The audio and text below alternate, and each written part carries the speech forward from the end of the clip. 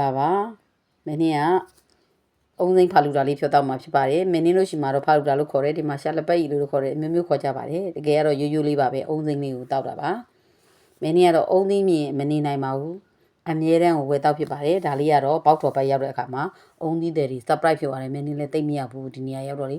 အုံစိမ့်နေအသေးတွေအများကြီးပါပဲအခုမင်းအုံစိမ့်လေးကိုဝယ်ပြီးပါဆယ်ဆွဲခဲ့ပါတယ်အရောက်တော့ဖြတ်တော့ပါမယ်ရှာလက်ပတ်ရီဖြတ်တော့ပါမယ်မင်းလို့ရှိမှာတော့အုံသီးကိုခွဲပြီးရင်ဇွန်းနဲ့ချက်တာပေါ့နော်အခုကတော့သူတို့ကကောက်လောက်လိုက်တော့မယ်ကက်ကြီးနဲ့ဖြတ်ဒီမောလိုက်ဒါလေးတောက်ချက်နည်းနည်းတော့စီးကျုပ်မရှိလို့ပေါ့နော်တခြားလေးထည့်တောက်အဲ့ဒါမှပို့ပြီးချိုးပြီးတောက်ကပါ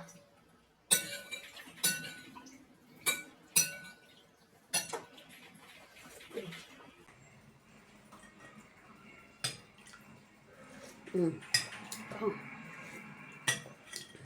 င်းလိုက်တာကောင်းလိုက်တာ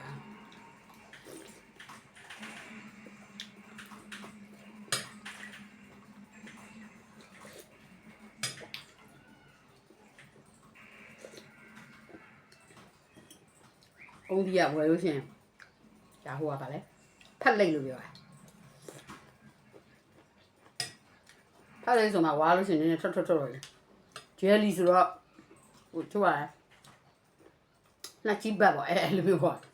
ဂျယ်လီအဲ့ဒါဇွန်ချက်ကသူ့ထက်ရင်ကောင်းလိုက်တာ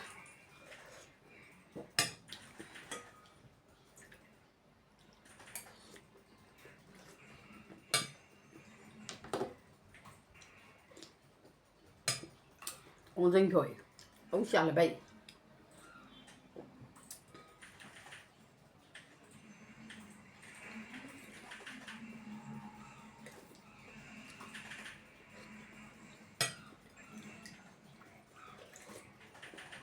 ရန်ကောင်း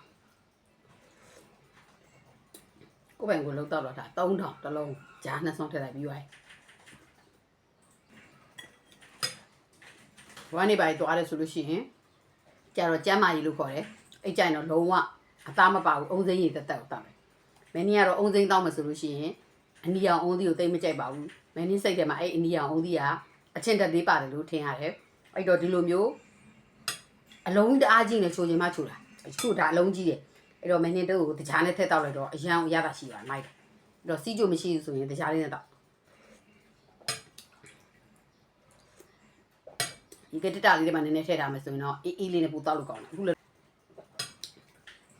ဒီမကောင်းကြီးကစားတို့ဖျားပြီးကစားတို့ဝမ်ရှော့ဝမ်ပြက်တာလို့ဆိုလို့ရှိရင်အဲ့ဒီလုံးဝကျမ်းမာရေးကိုတောက်အသားမပါတဲ့ဟာ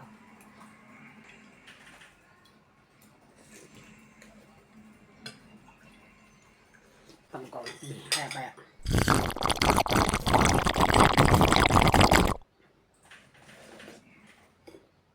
အလုံးစုံအဝတ်တောက်ပါတယ်ပြီးတော့မှမင်းနဲ့ဆက်တောက်ပါမယ်အားလုံးကျေးဇူးပါ